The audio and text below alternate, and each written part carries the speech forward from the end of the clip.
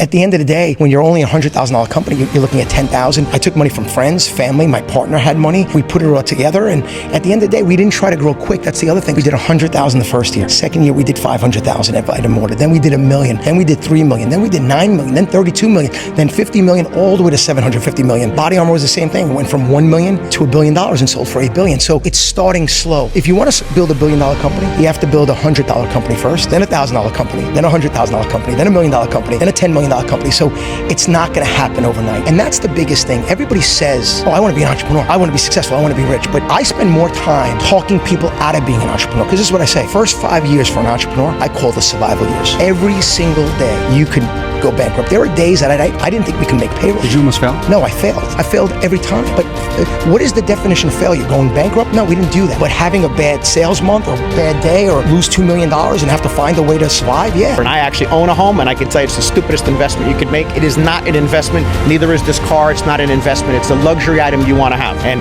I can take you back over time. Homes don't always go up in price. The problem is most people that are 40 years old and younger have never seen a bad real estate market. I've lived through them. By the way, homes do go down in price. So the richest people in the world, they bring other people in to do the task for them. Look, Steve Jobs, he didn't build Apple. Woz built it. You know who the billionaire is?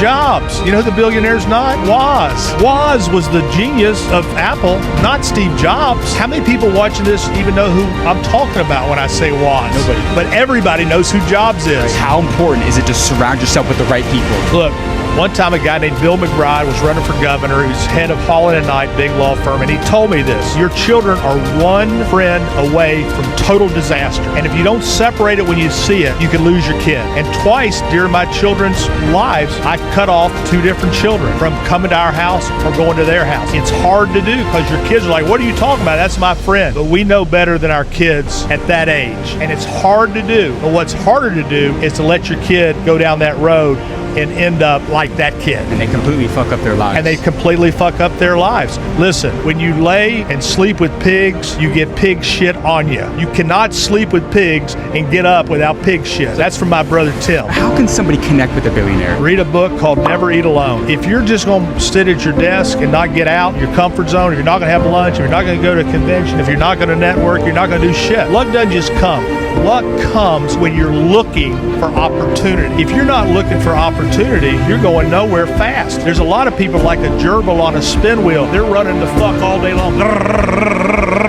At the end of the day, like, oh my God, I'm exhausted. Hey, you went no fucking where. You got to leave the cage. You got to get outside. You got to come around. Hey, I'm at this convention. I'll speak here. I'll go there. I'll go to the happy hour. I'll network. You're not going to make money or find opportunity or luck or blessings or whatever you want to call it in the cage running on a spin wheel. So don't worry about when people tell you no. Do your own thing, stay in your own game, and keep chugging forward. What did you learn about entrepreneurship that surprised you? It's way better to be an entrepreneur. Most people think it's scary, but it's way better to be an entrepreneur than to work for someone else. Do you think everybody's built for entrepreneurship? Oh no. I think a lot of people think they are, but when you find out what it's like to be the boss, it's not always that much fun. How old are you now?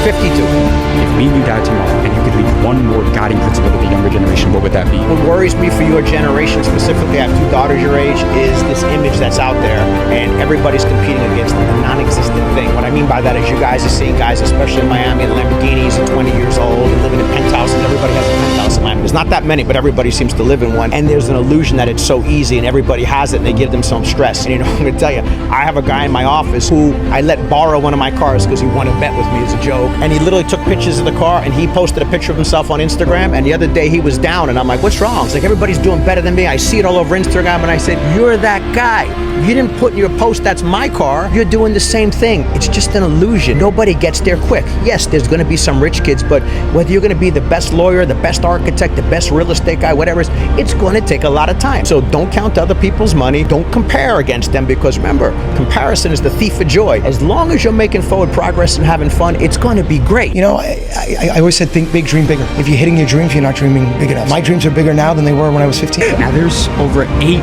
billion people on planet Earth. There's only like 3,000 billionaires. What's the one thing that you did differently from 99.999% of other people? Look, I don't know. And people who say they do are lying. It works like this. It's a bunch of left turns, right turns, U-turns, backing up, and all of a sudden it ends up here. One bad turn, one wrong turn. It's all different. So I don't pat myself on the back. I don't say, hey, John, you're great. Drop me in a city and I'll be a billionaire in a month. No, I go, thank you, God, for letting me have this great life.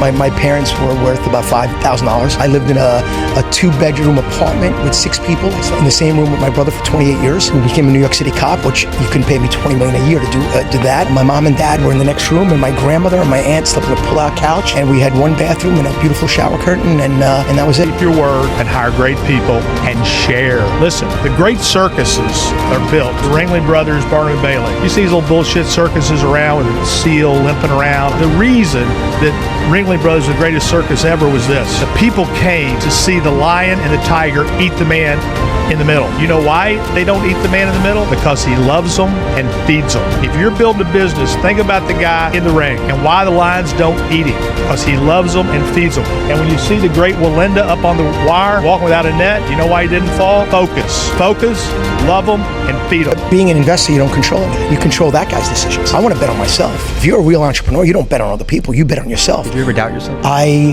never doubted myself, but I knew I was going to lose. Did you have people that doubted you? Everybody. And by the way, not always in a negative way. My mom and dad told me to be careful. You know, they were immigrants coming from France. My dad was a waiter. My mom was a seamstress.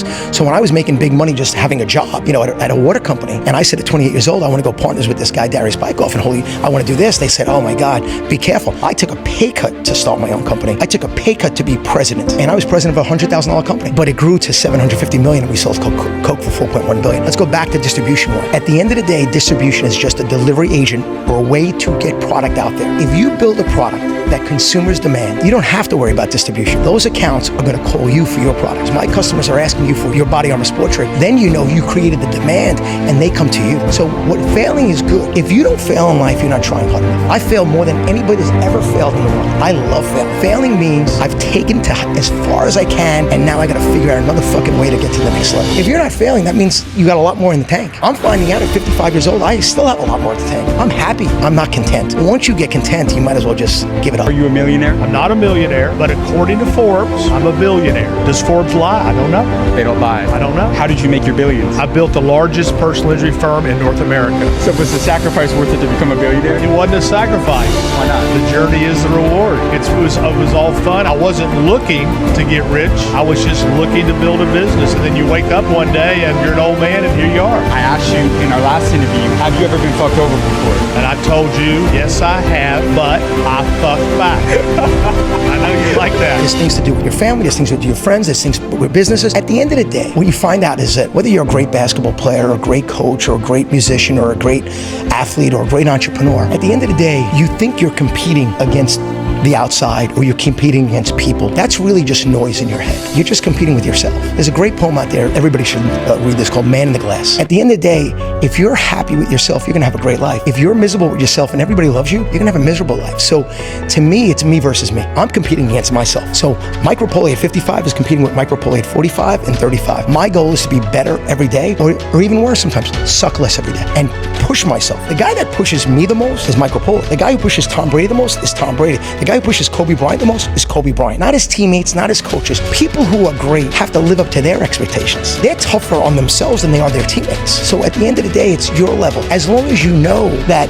you're competing against yourself and you want to be great, you should never be content. Happy is great. Content is boring. What's your name? Todd Napola. Todd, the majority of Americans are living paycheck to paycheck. What keeps people broke in today's world? Lack of financial education. You know, I was never a great student in school, but the schools simply do not teach you. Are you a little crazy? No, I started crazy. So it's not lost to minds. First of all, I think everybody's crazy. I talk about mental illness way different, okay? It's got this stigma. Everybody has something. Everyone gets a little anxiety. Everybody has a little stress. Everybody has a little ADHD. It's okay. Everybody has it. So if everybody just goes out there and says, hey, I have it, and you have it. Now, there are people who have it at different levels, and a lot of people that try to hide their mental illness is why it gets out of control, because the harder it becomes to hide, the worse it can get internally. But I am crazy. I mean, if you ask my wife of 25 years, I'm crazy. If you ask my family, my friends, I'm crazy. If you ask me, I'm crazy. But there's nothing wrong, because crazy people change the world, and crazy people have big dreams. I don't want anybody to be as crazy as me, trust me, but I do want people to take chances and get a little crazier in life and be a little bit more adventurous and take chances and don't be afraid to fail. What is the greatest advice you ever received throughout your career? The most important person in my life was a guy named Bill Demetrius. He built things all over Florida. I gave the eulogy at his funeral. And the other thing he told told me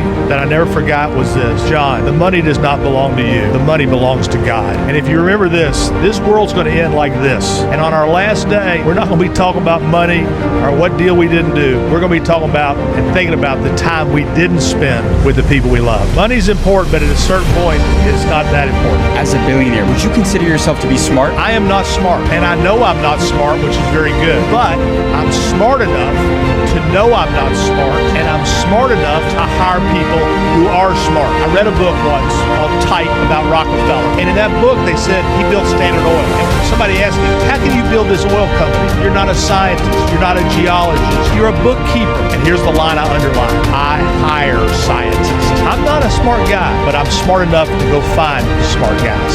And Gurman.